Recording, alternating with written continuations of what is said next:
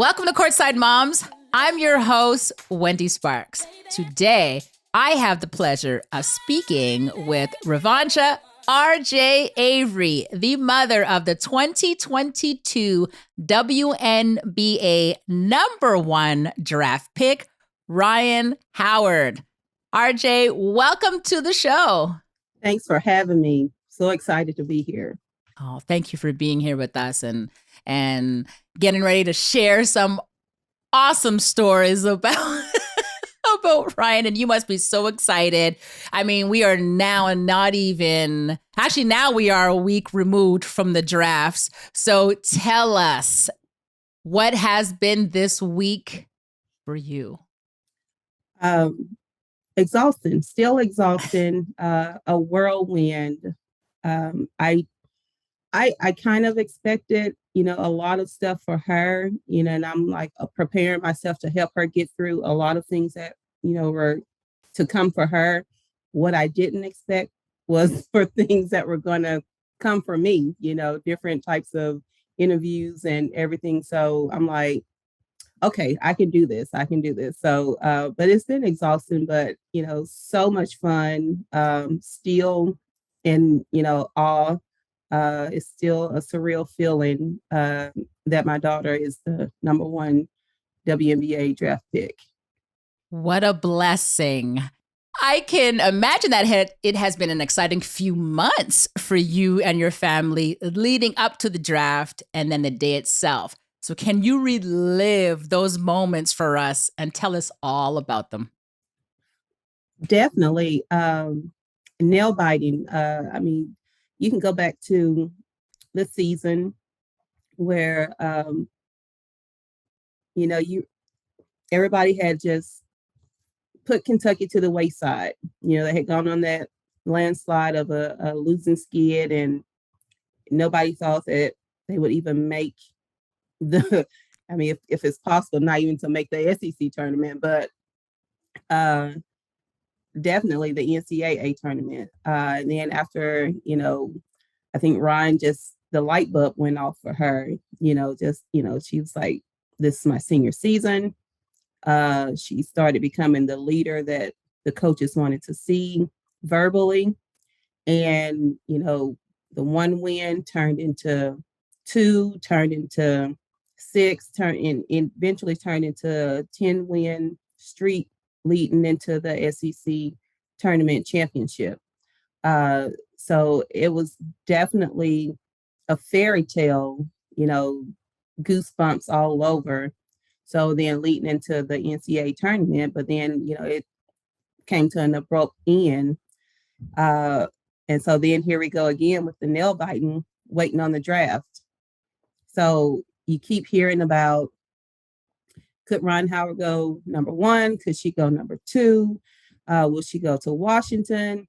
There's ties to Indiana with Lynn Dunn, and, there, and then, here comes Atlanta with just place. And while she was doing that, she participated in the 3-point shooting contest in New Orleans.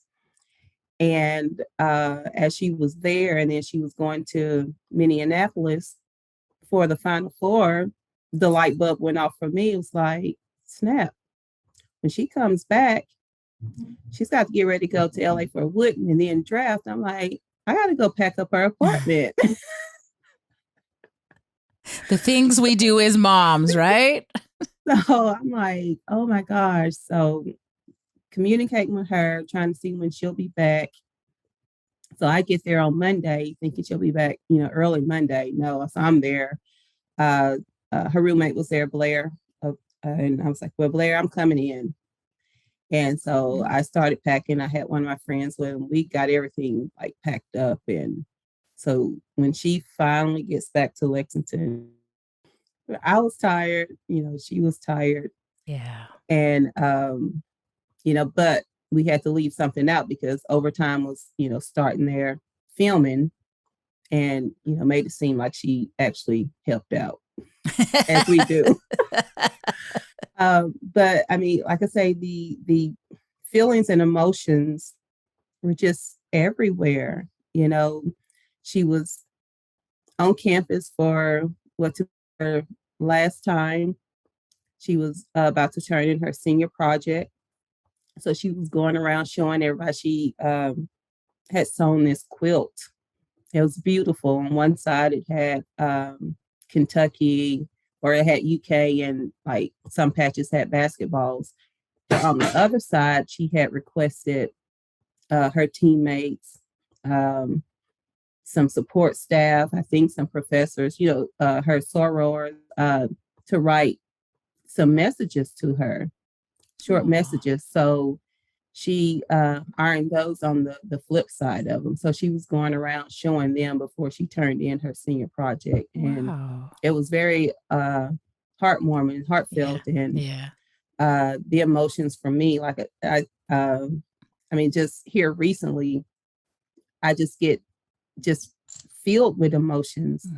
And I mean, it's just very touching. So, that's where we are. Yeah. Absolutely. And now look, she's in the WNBA. Right. So, I mean, the Atlanta Dream certainly wanted Rhyne on their roster as they traded their 3rd and 14th pick with the Washington Mystics for the number 1 pick so they can land your daughter on their team. To me, that says a lot about how much of a skilled player she is. I mean, when looking back at Rhyne's goals and your dreams for her, did you ever imagine that an organization would go through such lengths to get your daughter? No, I mean, I knew she would end up in the WNBA because that was her ultimate goal. Yeah. She set her mind to it, but over the course of the years, coaching her, watching her at a young age, watching her, her work ethic, it's not surprising now.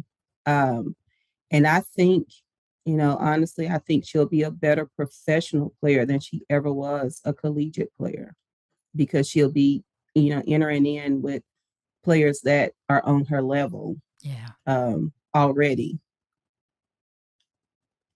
Let's go back in time, though. Tell us.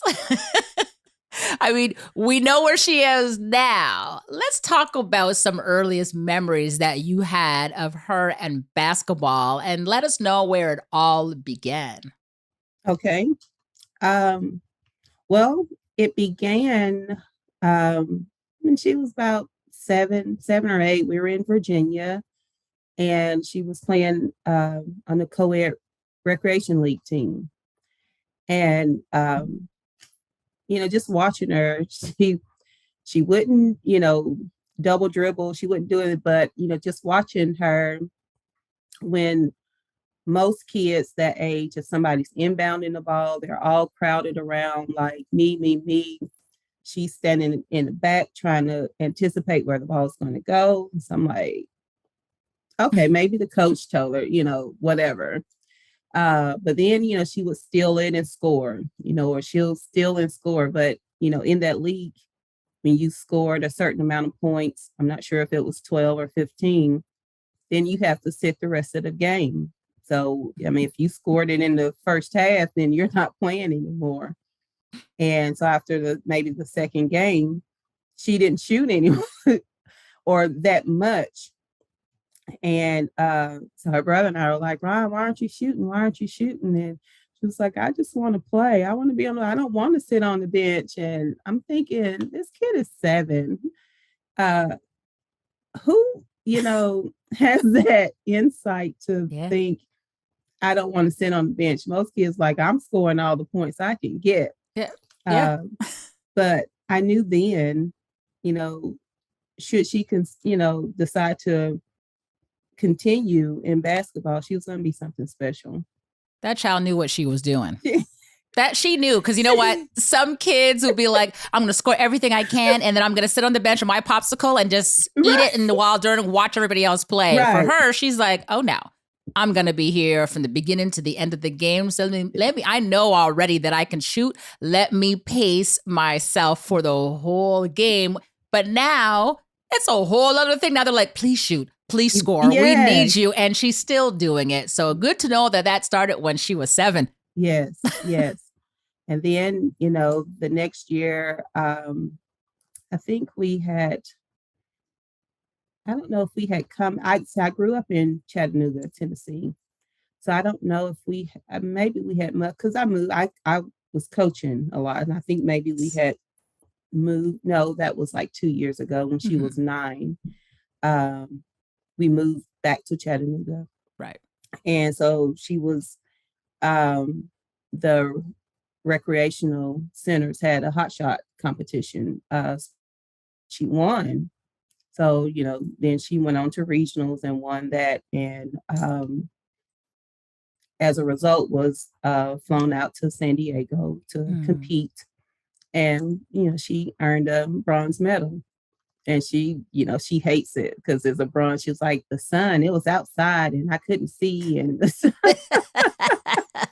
like, but you got a bronze medal. And I'm like, hey, we got this. I have a bronze medal with 89 Olympic Festival. It was called Olympic Festival then. So we're the same, I guess she was like, girl, I don't want to be like you. I want something else. She's like, I'm Ryan. Right. I love that, eh? Just the innocence of children, right?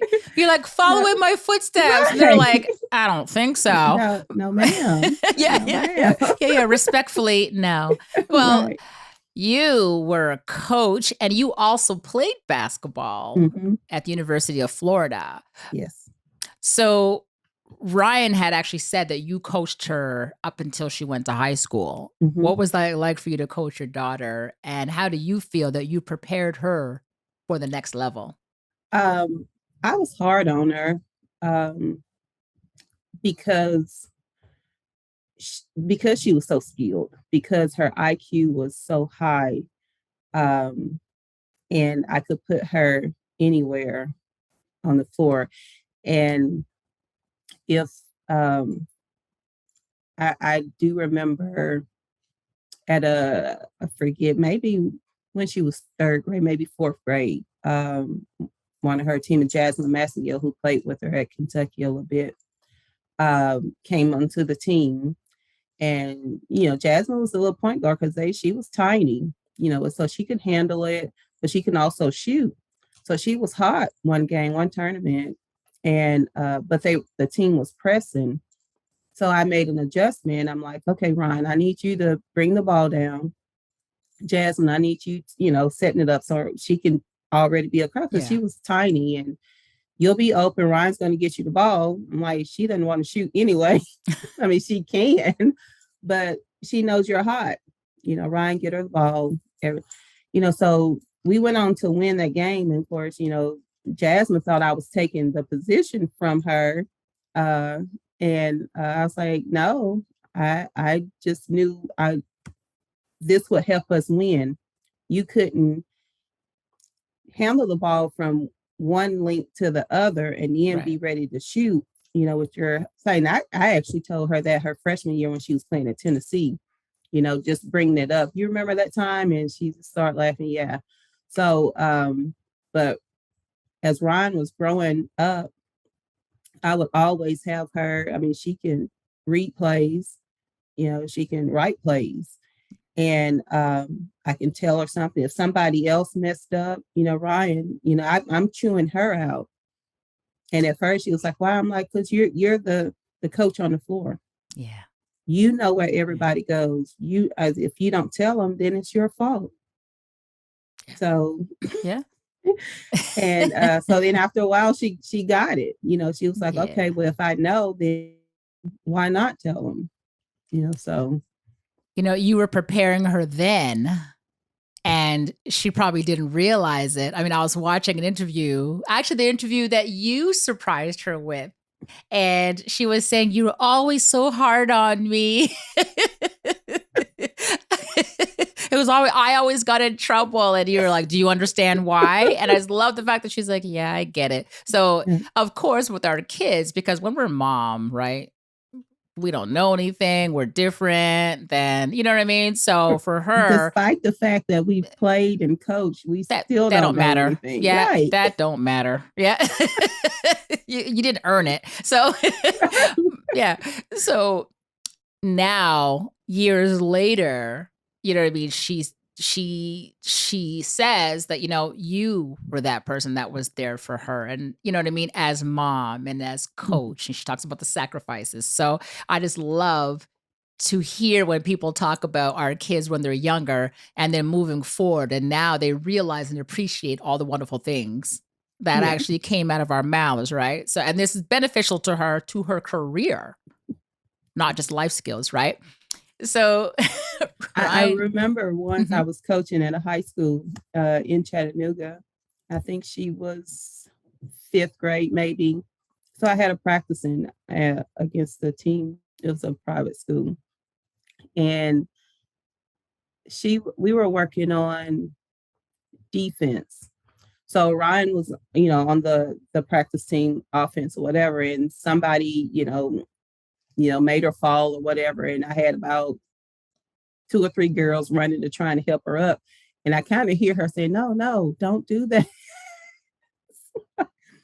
So I was like, oh my God. I said, did y'all go try to help her up? Yes, coach. She said, no, don't. I said, who helped her? They're raising. She said, I hear, don't raise your hand. I was like, okay, get on the baseline. I was like, we don't help our opponents up. She's like, I told y'all. She's like, I live with her. What are y'all doing? And they're looking at me like, she's like, I told y'all, don't help me up. That's I was cute. like, that was so funny. Yeah, because they don't understand. They're like, I thought you said we had to be nice at all times. Like, we're so confused. But, right. Yeah. And that's your daughter. We don't want to hurt the coach's daughter. No, Yeah. she's a player. Yeah. She's a player on the court. That's it. Until the fourth quarter. Yeah. Right. So Rhyne went to Bradley Central High School in Cleveland, Tennessee. Mm-hmm. Tell us about her days there and what was it like for you to watch her play? It was great. I had to, at that time, she's entering high school. So I thought it was time for her to learn to play for a different coach. Yeah. And so now I'm having to learn how to just be a mom. I still don't, I never did like yell on the court or, try to coach her from the stands. Yeah. Or any of that, or have her look at me during a timeout, because I didn't want that when I was coaching. But afterward, I was like, well, you should do this or you should have did that. And she's looking at me like, really? And so so I had to step back. But so the freshman year was hard for me to like just really, be a mom. Yeah. And it was hard, but I loved how she just stepped into that atmosphere. She was the only African American girl on the team. So before she joined the team, I did have a conversation with the coach because Bradley Central was a regional rival of my high school. And so I knew the program. I knew it would be a great program for her because they are the winningest girls basketball team in the state of Tennessee. And, they teach discipline. The girls always play hard. So I'm like, she needs to learn that type of basketball for the next level. But I did have a conversation with the coach just to express some concerns with her being the only African American. Yeah. How would he handle different situations? Because they do play a lot of county schools in Tennessee. And he was like, I treat her like she was my own daughter. We are a basketball family. The players I have, their parents that, of the girls I have on the team, they all care about their daughters. They all care about basketball. They care about this program in school. Yeah. So, it, made me feel comfortable. Yeah. Of course, I was going to be at every game, so it didn't matter. But still. I just wanted to know. Yeah. if I had to fight everybody. So, but Oh my I God. mean, you can edit that, Kurt, if you need to. That's, But keep that right in. That was funny. And it's so true. Believe you me. I had some moms that be like, listen, I had to go in from the jump because I had to let them know. And it's true. These are our kids, right? And some people just feel, I got to be hard on our kids. And I don't think we shy away from that. But disrespect yeah, is another thing, right? Yeah. So for me, I understand what you're saying because being an African American child, sometimes there are some things Mhm. that they have to go through that other people don't realize. Right. So when we're bringing that to people's attention, Yeah. let them be on the lookout, just like we're on the lookout for our kids. Right. So no, good for you. I would listen. I would count on my fingers too. Who I got to fight? The coach, and I got Right. to fight the. Oh yeah. But I did tell the coach I expected him to be hard on her. Yeah, Like when right. she had her conversations with him and she decided that's where she wanted to attend high school, I asked, did he promise you playing time? Did he promise that he'd start you? Because, when we first moved, she was eighth grade and she played at a different school where she could play high school. Right. So she played against him.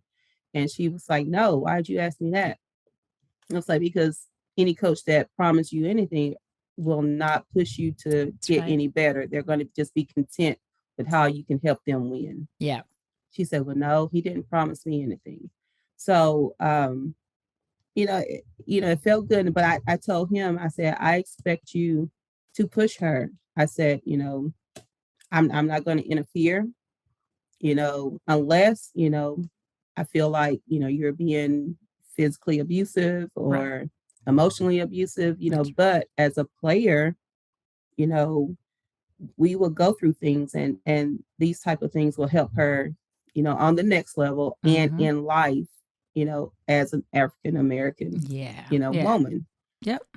And it was funny because I felt like he wasn't pushing her enough.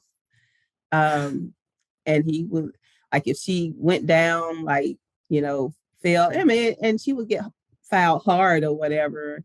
And I'm like, get up, he's like, Rhino Mike, really, Rhino Mike, are you okay? And so it's like, how you give her a nickname? But the assistant coach later on he's like, he was really scared to push it because he thought, you would leave and take her somewhere else. I said, you tell him if he doesn't, we will leave and take her somewhere. Yeah. Yeah. And so from there, he did, he pushed her and, and it worked out. It worked out. I mean, absolutely. We have a vision for our kids and we want the schools we understand they have a program. However, for us, it's not only about that program, it's beyond the program. So those conversations that we have to have with the staff prior to is very important because it's going to help our kids move to the next level. And you need to know that from the onset, because if that's not where if they're just like, no, we only care about these 4 years, thank you very much. We need someone who's going to say, I care about these 4 years. And I also care about her basketball moving forward and all the things that, you know what I mean? Right. You want a coach that's going to say, whatever she learns here and what I'm going to teach her here, she can bring that with her. And that is like everything. So when it came for college recruitment, how did Kentucky University end up as her final choice? And what were some of the differences from when you chose your school, University of Florida? Well, it's funny because, like, for me, like, my coach really didn't prepare me for the next level. Didn't really talk about recruitment or anything. So I worked hard. Happened to be at a camp where Jim Davis was coaching at Rome State. So he saw something he liked. He was like, "Hey, you're gonna come play for me next year." Okay. And so as I enter my senior year, he was at Florida, and here he comes, calling. He was like, you remember me? You said you'd come play for me. And, yeah, I did. He's like, okay. He said, well, I'm in Florida. I was like, okay. I didn't know any different. I didn't know any better, But when I went on a visit, I loved it. And I tell people, I can tell anybody, well, I lucked up into Florida, but, you know, friends, family, they would argue, you earned that. I earned it when I got there, because I worked hard. But so I ended up, that's how I got to flow. The recruitment for me, compared to Ryan, so I didn't want her to go through that. But for her, she had already had in her mind that she was going to the University of Florida. I was like, okay, good to know. So you going through, so when, come sophomore, I'm like, Ryan, how about you just go through your recruitment? I was like, I know you, love Florida, the campus, Butler, who was a teammate of mine when I played, but she was also the coach. I said, her and Ron used to, when we would go on campus, go get nails done to the pool and everything. So I was like, go through your recruitment because you know just about everything you need to know about Florida. Yeah. Go through your recruitment, see different schools, check out their degree programs, the campus, you may see something that you like different. I said, it won't hurt. Yeah. If you choose Florida, it's a great decision because it's yours and you've given yourself an opportunity to see other schools. Yeah. So she was like, okay. And she did. So we were going through and Kentucky came in kind of late, not real late, but kind of late. And I think she fell in love with the coaching staff. They were, very personable. They were very family oriented. And of course, she doesn't talk much, but what she does or what she did to them would be she's quick with her phone. So they could be doing something, anything, looking or whatever. So she's recording. And then she'll send them the recording with subtitles. Wow. And it's hilarious, and it may have when I think Coach Mitchell was talking with Elsie about something and he was doing this or whatever. And, something like when somebody's lying, but you can't tell them, how because he kept doing, I mean, she did it with just about every coach who was recruiting her, but, she just instantly, just had a connection with them. Mm-hmm. So when she chose her top 5, we had gone to, besides North Carolina State, we had gone to, let's see, Kentucky, Purdue, South Carolina. Okay, and then don't count Florida because she's gone to Florida, tens of thousands of times. But we had gone to schools about 3 times, including the official visit, because I wanted her to be certain. So we did a couple of unofficial visits. And I asked her, I said, is there any school, because I was like, we're not going to keep this recruitment up and try to get, 25 schools and, put it out. Or I said, because you can only go to one. I was like, so that's just wasting everybody's time. I said, is there a school that you think you might want to go to who they have not reached out to you or, haven't contacted you? I said, you don't have to answer right now. Just think about it.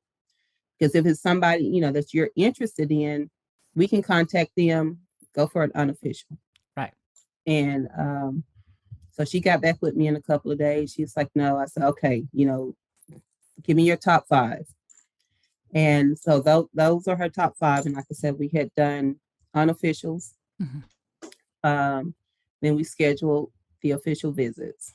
And after, she had gone, I don't even think we went on our official to NC State. And then she dropped Florida because that's when they had dismissed Butler. And then Cam Newton reached out to her while she was on her visit to South Carolina, but he never reached out again. So she was like, oh, okay, fine. I guess he doesn't want a Rhyne Howard. I was like, okay. So, when it was time for her to make her decision, I told her to, I need you to call. I said, do not text. Because when she dropped it to 5, she texted the other coaches to let them know she was making her top 5. So when it was time to make her decision, I said, no texting. I said, you need to call these coaches. Yeah. And she was like, I got to call. I said, yes, ma'am. You call them and let them know that you'll be making your decision. And, they are not it. Yep. So, yep. So it took her a couple of days because she was just nervous, and it wasn't who I thought it would be. So when she can't eat, because, everybody was like, I was like, I know who I think yeah, but it's her decision. I don't know. Right. I said, because I can't make that decision for her. I did tell her once she made her decision, she needed to be absolutely sure, because, we're not transferring, unless there's some physical abuse, or something like that. That's it. You're in it. Right. I said, because that's home for 4 years. Were you there when she made the calls? I was not. I was not. And then, but I knew she made them because, coaches called me. Yeah. And they followed up with me. And I thought it was, even when she called South Carolina, Nikki McCrae was the point of contact. She didn't call her. She called Dawn. Yeah. And I thought that was pretty admirable on her part to call the head coach. Yeah. Because she really liked Dawn. And I thought that's where she was going, actually. Yes. Yes. So when I got the call from, Dawn and Nikki, I was like, snap. Like, she did it. She called. Right. But I didn't know what to say because I thought that's where she was going. Yeah. Yeah. You know what? I love that she had that responsibility to do it on her own. Right. Mm-hmm. You know what I mean? It's so important that our kids learn. You make a decision, now own your decision. Mm-hmm. Right. I did the same thing with my son when he did his official visits, because he went to University of Pitt, and then he decided that he wanted to leave. So at one point now he had to redshirt.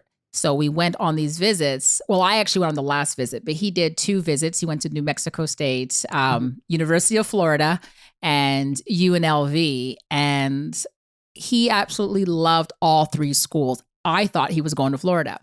And finally, after I said to him, did you make a decision? He said, yes, I did. I said, all right, go ahead and call the coaches. And he was like, what? He was looking at me like, no.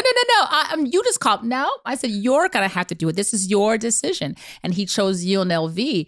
But it was only after when he heard their excitement where he was so comfortable. He just didn't want to hurt everybody else's feelings. When we called the coach at Florida, he was like, you know what, man, I'm so disappointed, but I'm really, and he was like, Mommy's disappointed. I'm like, don't worry about it. They'll be just fine.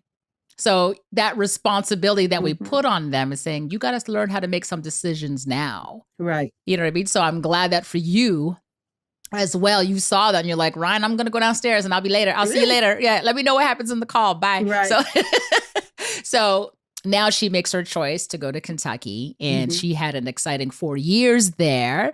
So talk to us about her time there from achieving many accolades, such as the SEC Player of the Week 8 times, then Player of the Year 2 times, to her team later on winning the SEC Tournament Championship this year, which was 40 years in the making. Right. Yeah, her freshman year was, phenomenal. I mean, she came in onto the college scene. I tell people as an unknown.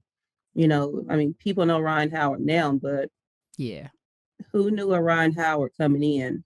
Mm-hmm. So she came in and made her mark. She, had already set her goals. I mean, I don't think her goal was, 8-time SEC Player of the Week, Mm-hmm. but she did want to be Freshman of the Year, SEC Freshman of the Year. Yeah. Which she obtained, and then, of course, went on to be a unanimous National Freshman of the Year. Yeah. So then, I mean, I guess she, got the taste and she was hungry because she's always been a gym rat. And she just, went on to work harder. Of course, even the summer before, officially starting school, she played U18 FIBA Americas. So she was in Mexico City, and the team won gold, and she was MVP. And I think that time I cried, like, that she won an award like that, because it was on an international stage. She didn't lead the team in scoring, rebounding.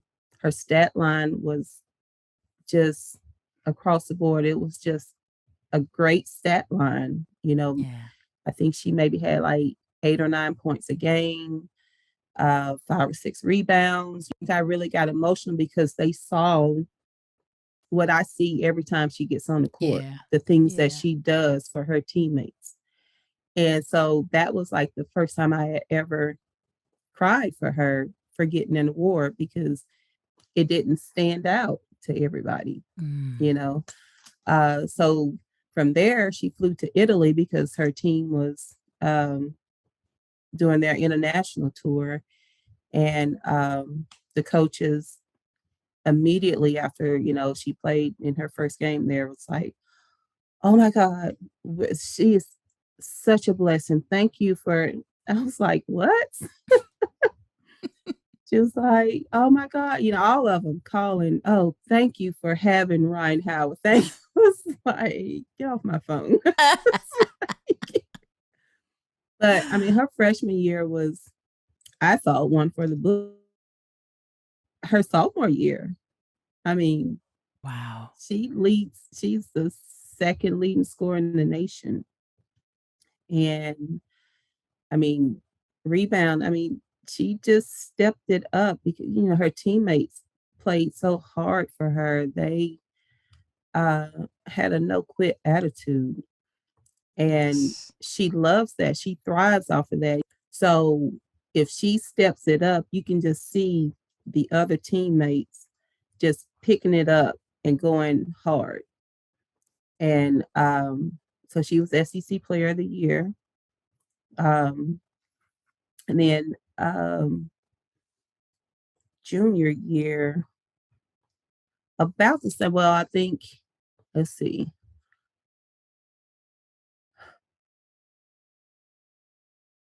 I think that's when pandemic hit.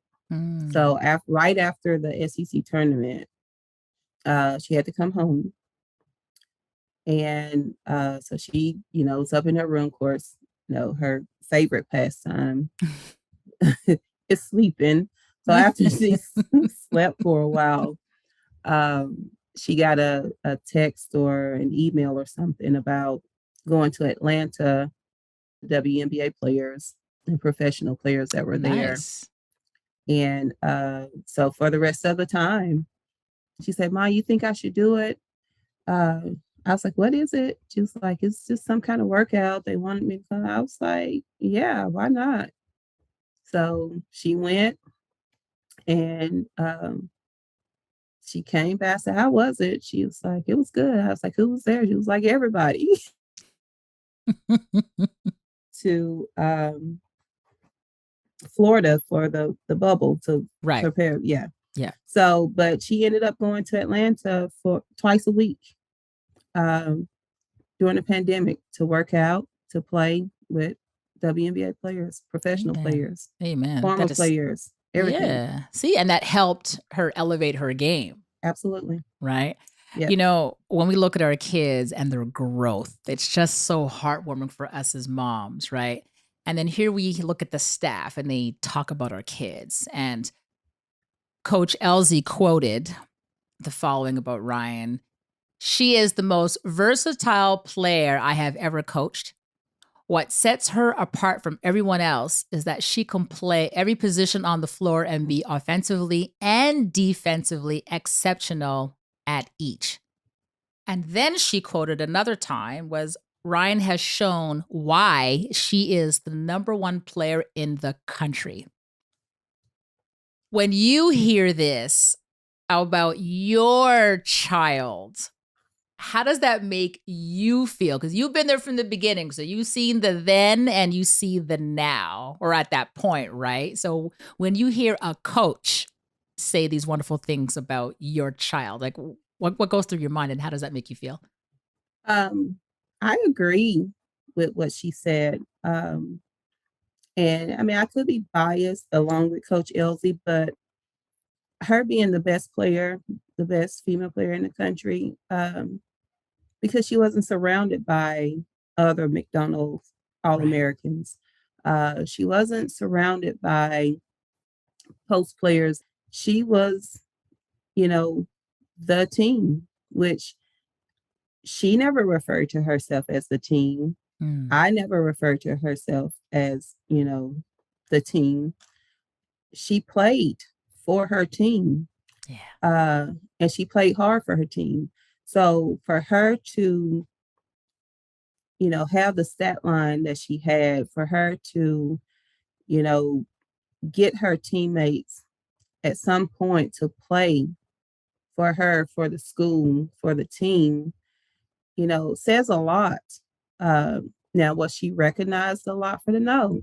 Because, a lot of the individual awards are based off of team accomplishments, Yeah. you know, who gets it, you know, that's just, you know, oh well, Yeah. but but it is what it is. Um, but she soon, she came to grips with that her sophomore year when she felt like she should have been National Player of the Year. Um, and after that, she just played hard for herself. But the best player, absolutely, because her IQ is off the charts. Um, Mhm. she's playing offensively, like 4 different positions. She's averaging probably like 39 minutes a game, because subs come, somebody may get in foul trouble, so she can go from the 2 to the 4. Somebody comes back in, she's playing the point guard, she's the 3. Yeah. And, of course, fans, you know, sportscasters, news reporter, they see her, sometimes she's standing in the corner. Oh, it's Ryan time. She needs to take over okay, she might need to catch her breath because she's been Right. on the court. They don't, and I get it. Everybody I mean, wants Ryan time. But Ryan wants some time for herself. Um, but for a player to sustain all that and still come out on top, still come out as an All-American. Um, I mean, a 3-time AP All-American. She's one of 9. Wow. She's in elite company. Yeah. Yeah. So, I mean, you can't take that away from her. whether her team's losing or winning, where she's surrounded by McDonald's All-American players or not. Yeah. She did it. Yeah. She did that. So, and, in the midst of all the players on all these teams, she still stood out enough to go from an unknown kid coming into college to put some respect on my name, and I yet she, love you say that. I love you say that. So after 4 years at Kentucky University, Rhine is ready for the WNBA draft. Statistics show that only 0.8% of NCAA girls make it to the WNBA and 42% will not play. Getting drafted is very hard, and making a roster is even harder. That night, Ryan went number 1. So now you're sitting there with your family and you have your kids there with you, and your baby just got drafted number 1. Just tell us about that moment for you, because like I just said, it's so hard to get there, but she went first. She didn't go 21st or 31st. She went first. So tell us about that moment. Very emotional. It was very raw for her because I wanted to see that genuine emotion from her. Because leading up, of course, the mock drafts, will she go 1? Will she go 2?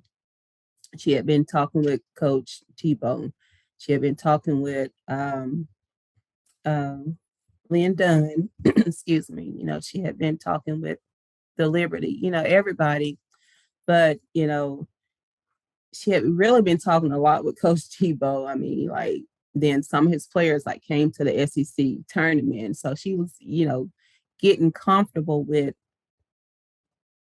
I think I might go number 1, and I think I might be going to Washington. So we were talking, and she was like, it might be cool to go to a team of veteran players.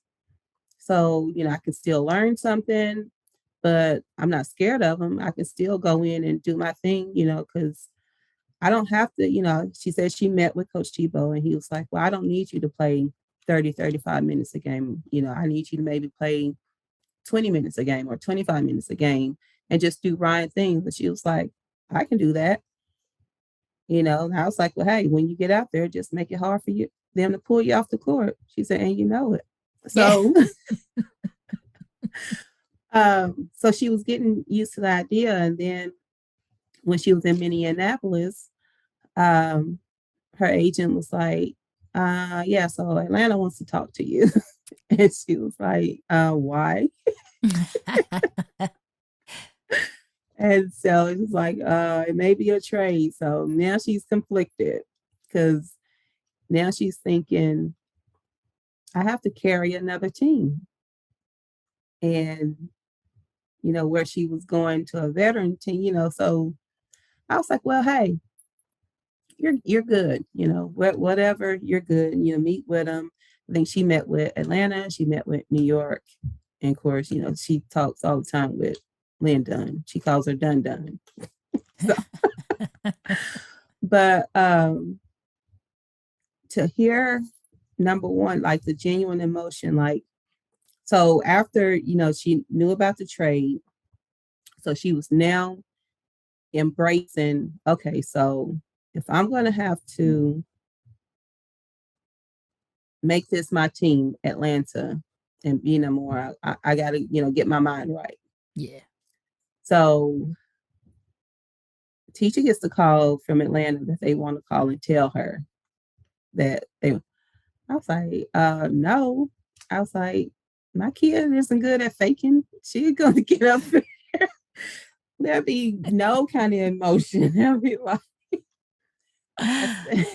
she's like, and she's like, well, I don't think she should. I said, no, tell him. No, don't tell her. Don't tell her. So we didn't tell her. So we were bowling the night before the draft. And so I think Tisha had gotten a call from Lynn Dunn. Mm-hmm. She shows Rhyne her phone. Wow. So Rhyne looking like, oh my gosh. So I said, oh yeah, I forgot. Dun called me earlier. She was like, what'd she say? I said, we'll talk about it later. Because I told Tisha that I was going to tell her. Yeah. And so I got in the tie. I actually eventually told her, yeah, it's something about there may be another trade. You know, Dun really wants you in Indiana. I said, so if they can get number one, they're going to get number one. They're taking you. But if Atlanta's like, no, then it's a possibility you may go number two. She looked so dejected.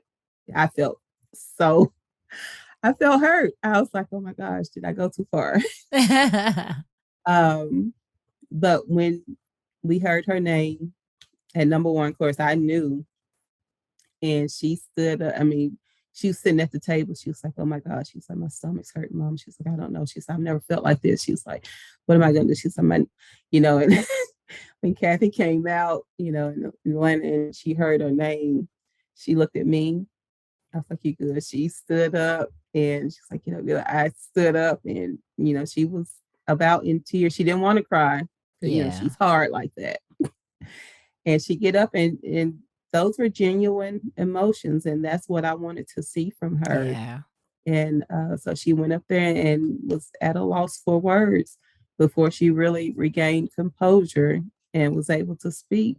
So, yes. And so later she was like, so what did Dun really say to you?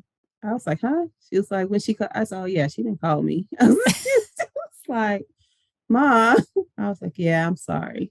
I love get you. It. Yeah. You just wanted that real emotion, right? You don't want, and Rhyne seems so quiet and humble. Mm-hmm. And some people, you just don't know. They're happy, they're sad. You can't tell their emotion.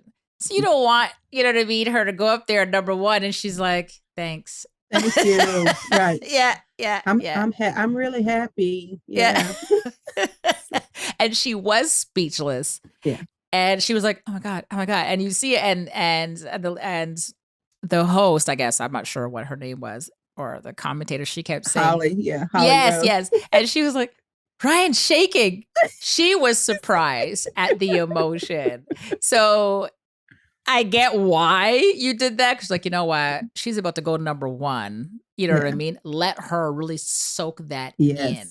Because that is important. Mm-hmm. That is important. You got some people that don't go drafted at all. Right. Right? You know what I mean? You'll never get this moment again. You cannot reenact this moment again. So this is it. This is your moment. You know what I mean? Enjoy it now. So I feel you. So Rhyne has such an impact on pretty much everywhere she's played. What type of impact do you feel that she will have now with the Atlanta Dream and as a WNBA player? Like I said earlier, I think she'll be a better professional than she ever was a collegiate player. And so I think the impact would be, and I think, like I said, I was down there over the weekend, and just to hear her talk about Coach Wright, she was like, I think when they met or whatever, she's, I already told Tanisha that, I can write up a play. I showed her some of my plays, and it's like, this is not your team yet, girl. She's like, well, she was like, okay, we'll take a look at them or whatever. She's like, yeah. So I also asked, what were we doing the first couple? Ryan, what are you doing? Listen, it's a different world for her, right? Let her embrace the moment. Let her embrace it. So I think, as she's preparing for the season, the impact that I think it'll be great. I think she will embrace the moment. I think she will embrace why Atlanta traded to get her. Yeah.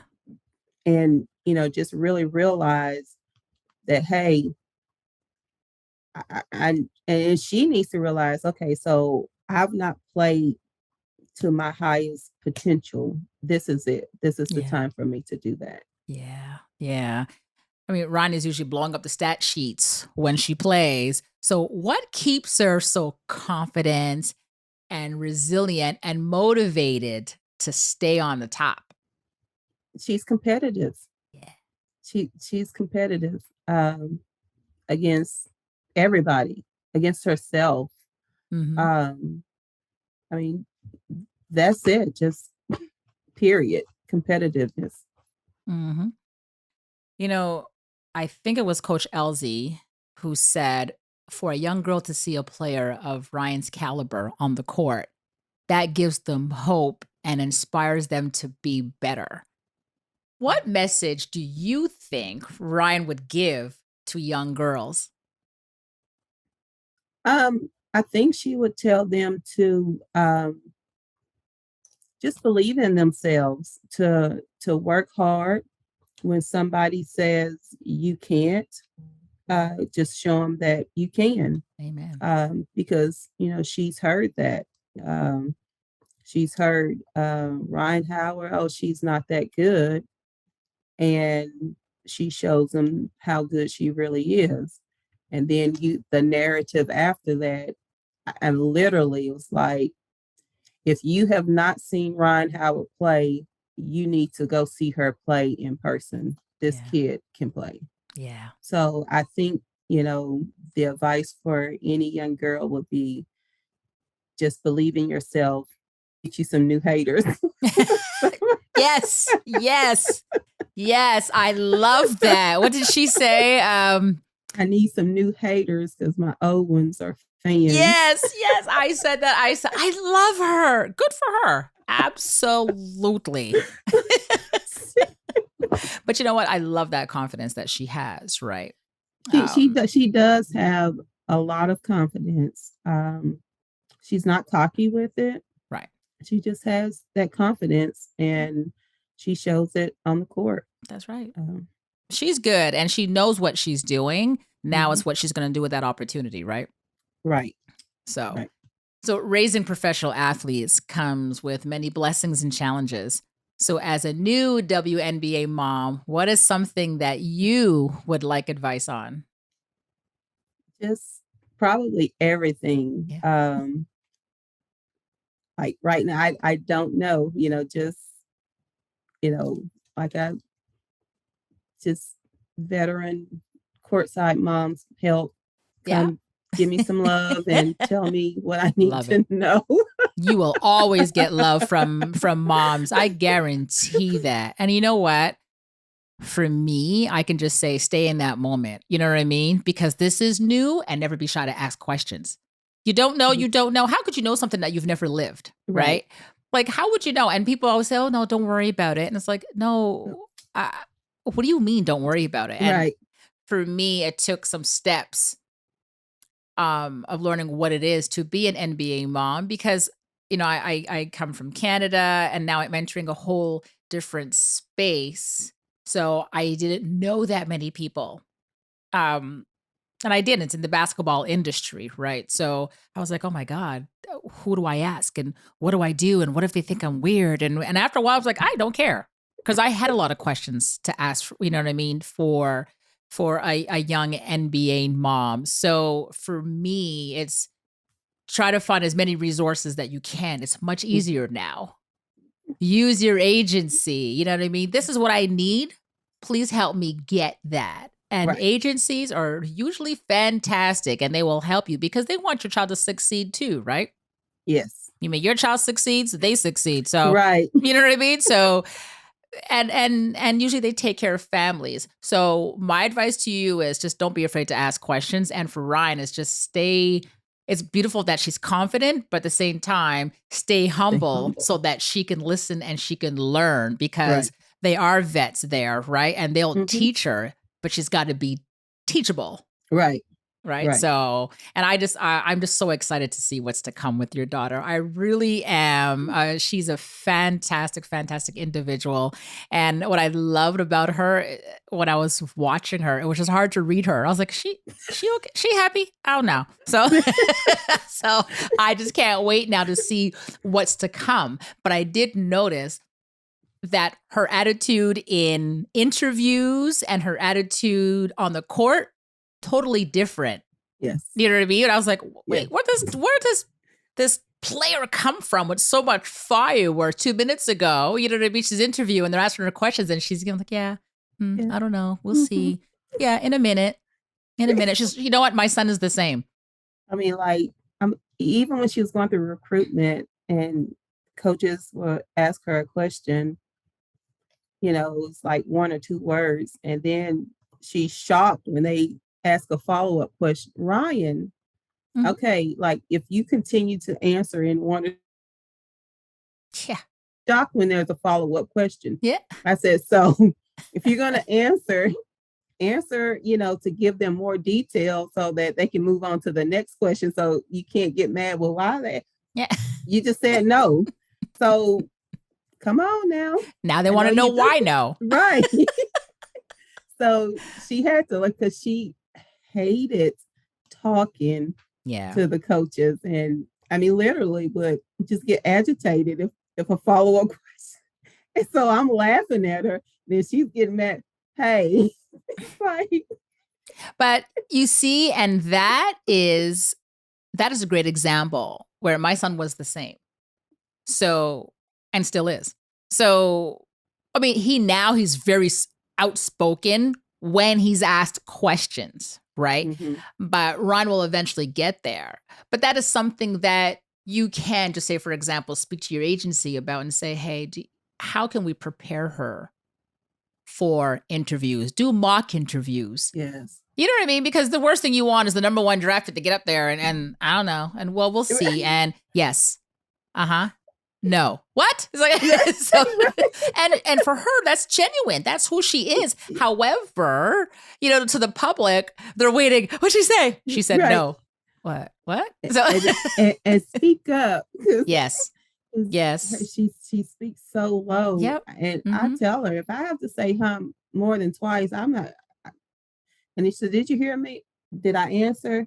No." Yes. Yeah. So and that's what I love because to me that's so authentic. That is, you know what I mean? So you can't blame the child, but now you're in the public eye. So just, you know what I mean? Speak a little bit louder and believe you me, she will be so comfortable with it soon. She just has to get there like everybody else, right? So before we get into the fun facts, tell me, what is it like being the courtside mom of Rhyne Howard? It's fun. She and I, we have a relationship that is almost like we're best friends. We people watch with each other, and we may, you know, ad lib or we just hang out. Sometimes we'll just watch TV. We'll pick a movie or we'll do a puzzle. I mean, it's cool. We're just pretty chill when we're together. It's like, Ryan, what do you want to do? I don't know. You know, Ryan, what do you want to eat? I don't know. It's like, you know, and me, you know, it's like I'm an introvert, and then, you know, when it comes time to do something, I'm like trying to find a way not to go. She'll, you know, sometimes she's in, but if it's time to do something, are we still going? I'm thinking, I was really hoping you say no, but she's ready to go. Now you can say no, a one-word answer. But I mean, we have a really good relationship. So I saw I think an Instagram post that said daughters are like your broke best friends. So I shared it with her. I said, can I still be your best friend? Even though you're not broke anymore? She didn't respond. That's hilarious.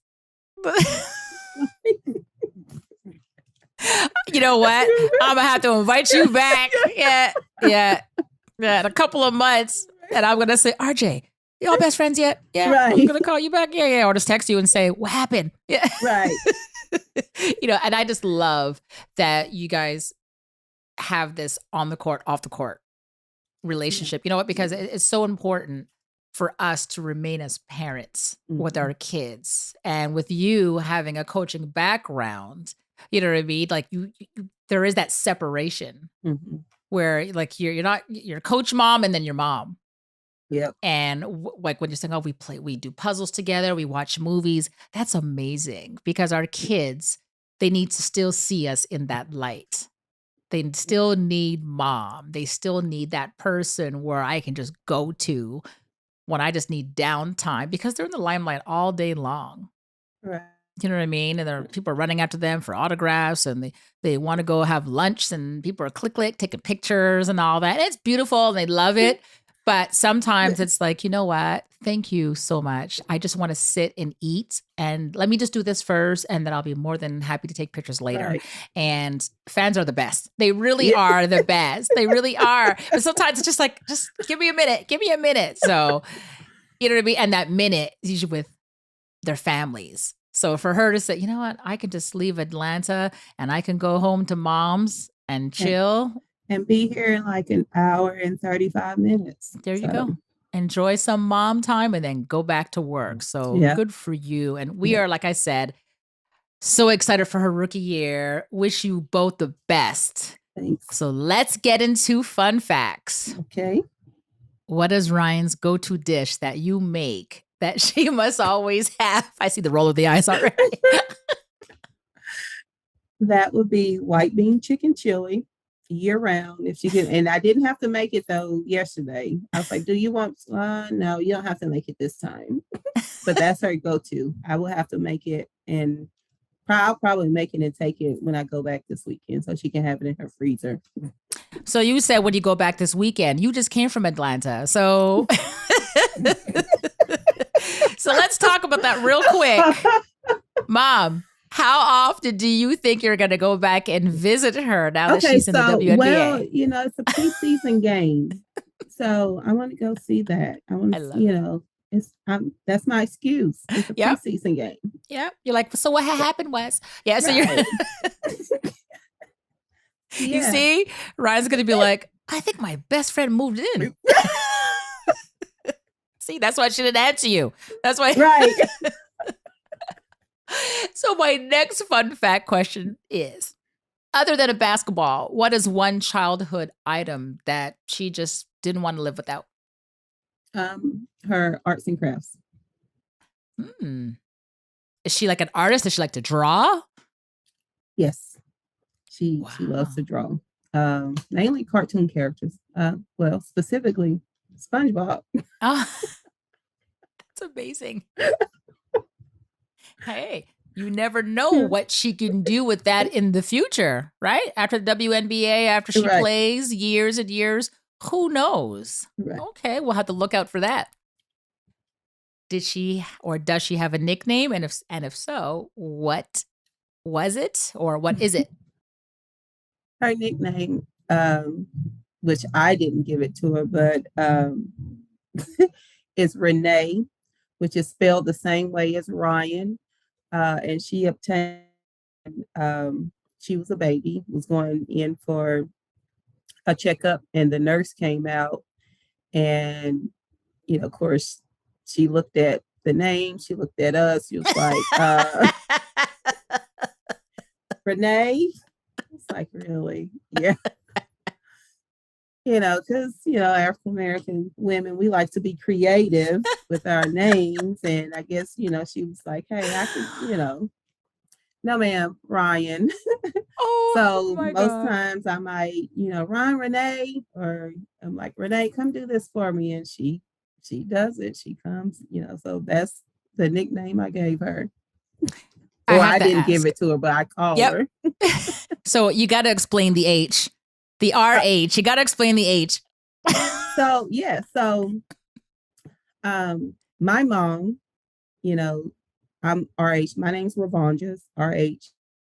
My older sister's Rhonda, so she wants to do the RHs. And of course, she just wanted to do the R sound. So I have a brother that's Reginald. So I followed suit. My son's name is Rashawn, but his is R.A. And then I'm like, well, I'll do R.H. with her. I'm Ryan. And so it's like R.H. And then there you go. I love it. Listen, I feel you because my kids you know got H in their names too. Yeah. Listen. Yeah. Okay, listen. When I had my first son, I was 19. So yeah, he's KHEM. And then my second son, Dondre, it's DH Andre. So anyway, I feel you. Yeah. It is what it is. It is what it is. Yeah, that H just crept up in that name. Anyway, so what advice would you give to another courtside mom about dealing with a coaching decision that she does not agree with? I mean, just deal with it. I wouldn't address the coach at all, because the coach missed the coach's team. Yeah. Period. So, I mean, you can talk it over with your child if you want. So what were y'all trying to,